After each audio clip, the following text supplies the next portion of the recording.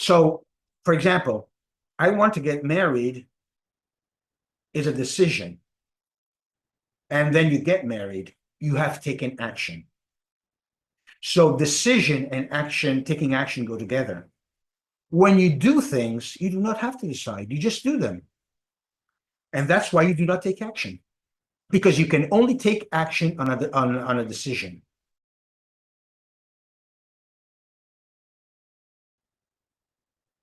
You know, when we get to a point where we have to achieve something like a goal, the first thing that comes into our mind is that we have to do something. Okay. Now, technically speaking, a verb is an action. It's something that you do. However, you know, there are passive actions and active actions.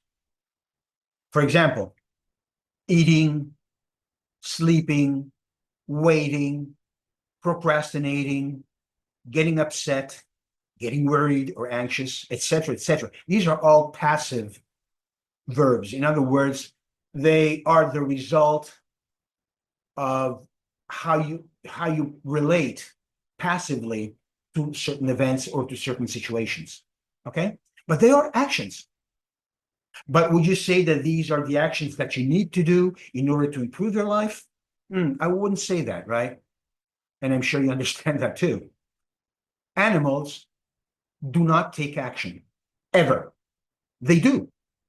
They eat, they hunt, they flee in front of a danger, they procreate, they do whatever they need to do in order to survive as individuals and for the survival of the species that they belong to. Okay, so that's why they procreate. And that's just doing, even if they have to run and they have to risk their life, but they're just doing. They're not taking action. They do what they need to do in order to survive. That's it. For us human beings, things are a little different. For let's say 95% of the time, we do things, and that's okay. We do the usual things. We do the usual work. We come home, we do the usual things. We stay with our kids. We watch TV. We rest, whatever. That's what we do 95% of the time. The remaining 5%, however, is what makes the difference between those who just do, just like animals. Even if we speak, even if we're very intelligent, doesn't make any difference.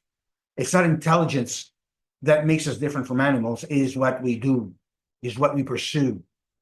That is what makes the difference. Now, that 5% is going to make the difference between a life that is worth living, that is inspiring, that is exciting, that is exactly what you want, or just go along with life, very simply.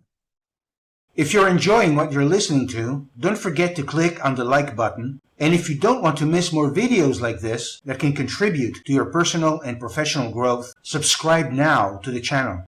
Whatever you do to fulfill something in your life is doing, just doing. It's basically it is a reaction.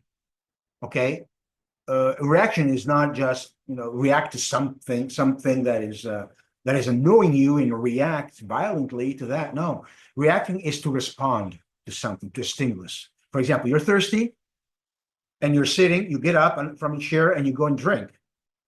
Okay, that's a reaction. You're responding to a need. And that takes us very often to a state of wanting to settle with our life, with the quality of our life, whatever that quality is, even if it's poor, because we are just living along. That's all we do. And that is very dangerous because it makes us live basically like animals. It doesn't mean we are animals, but what we have designed for our life is very much like the way animals do. The only difference is that they don't have a choice. We do have a choice. We do not have to live like that. So, for example, I want to get married is a decision. and then you get married, you have taken action. So decision and action, taking action, go together. When you do things, you do not have to decide, you just do them. And that's why you do not take action, because you can only take action on a decision, not on what you normally do. What changes your life needs you to take action. If whatever you're doing does not need to change, you do not take action, you just do it because you have to. And that's why settling for things is so dangerous for us. It demeans us. It does not allow us to be what we are supposed to be. In other words, great. It is not easy, but thank God we have a great gift from life, and they are called crises. Crises are a gift that you can be afraid of, that you want to run away from, or that you want to tackle and attack, or you can use crises to grow, making you understand what cannot work anymore in your whatever part of life you're dealing with in a given moment of your life. For example, a marriage, when you have a crisis and you argue, for example, it doesn't mean that you have become a bad person. It just means that you are still a good person, but you have come to a point where you cannot lead your life as you have done until now. In other words, it is not enough that you just do. That's what it means. The fact that you argue with your wife or your husband does not mean that your marriage is over. It's just telling you you are beginning a new stage of your marriage. And you have to upgrade to be able to go on with a new marriage. And that's where you take action. You see the difference? It's enormous. So we have to understand that there's a process, okay? The first thing is to desire. What do you want to desire? Usually the desire is about to contributing more. The harder the crises are, the stronger they get, and the stronger is the need, or not the need, but the desire for you to contribute. Perhaps you do not have that desire yet, but the crisis is there to make it come up, to make it emerge. That's what it is. Hey, pal, your marriage cannot go on like that. Your business cannot go on like that. You need to do more. You need to be more. And that's what crises are for. That's why, thank God, we have crises. So we must not be afraid of them. We must understand what is going on. What, if in a marriage, what type of man or a woman must I become to go on to the next stage, to upgrade to the next stage? These are the questions that we have to ask ourselves, not to say what an asshole my husband is, what a bitch my wife is. That's not the point of the crisis. The crisis is for you both to get to a point where you can both rise. Usually one, the person, either of the two that comes to that realization is the one that pulls the other one up. And usually it's the woman. And the man follows. But then when things get really tough, the roles invert. And so the man is the one who has to take charge. That's what a man is supposed to be in a marriage. So this is the first thing, the desire to contribute to what you can give more to your life or to others or to yourself, but in a non-egoistical way. The other thing is the paradigm. What paradigms must I change in order for me to upgrade? Paradigms are like mental filters that create how life is supposed to be in your head, or a marriage is supposed to be, or your business is supposed to be. So you have to question your paradigms and you have to change them to some degree. And then there's something else that you have to take care of. What kind of a relationship must I have with others and with myself in order to upgrade? I have to see myself or look at myself in a different way than I did before.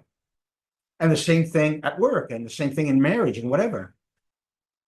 And then when you have all this straightened out, then you take action. So you break whatever was before to go into something that is completely new. That is what action is, not just doing. That doesn't help. A manager is somebody who makes sure that things are done the way they're supposed to be, especially in big organizations, right? You have the top management, then you have employees at the bottom or workers at the bottom, and the manager is right in the middle, and he is the filter through which from below people do whatever comes from above. In other words, the decisions that come from above, and the manager is is sandwiched, which is not a very good position, in the middle, making sure that people do what the top direction wants. That's what it's all about. That's what a manager does. So that's why sometimes he's rigid. Sometimes he's how can I say, mean, unflexible, judgmental, because he's in a very rough position because he has no power really. And he's in a very awkward and not very good position, but that's what he's paid for, to do whatever comes from above and making sure that from below it is done. So, this ridiculous thing that I see sometimes on social media, when you have the difference between a boss, and usually a manager, and a leader. So the boss is the worst things possible is what a boss does. Whereas a leader, oh, he's an angel on earth. Oh, he's inspiring and he's good mannered, and he loves you and all that. That's not what makes the difference. The difference between a manager and a leader is that a manager does. He makes sure that things go the way they're supposed to be. That's all. So he manages. Whereas a leader is the one who creates things. He has more power. He has more control. Sometimes because that's his nature, sometimes because that's his role. In a company, a leader, he's supposed to lead. So he has to lead you to constantly new places. A manager, on the other hand, must make sure that things are done how they are supposed to be.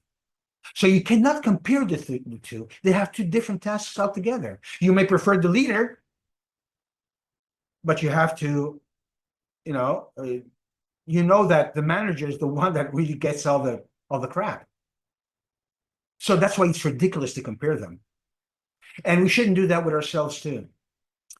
In our lives, even small business owners, they have to be both managers and leaders. In our lives, we have to be managers and leaders.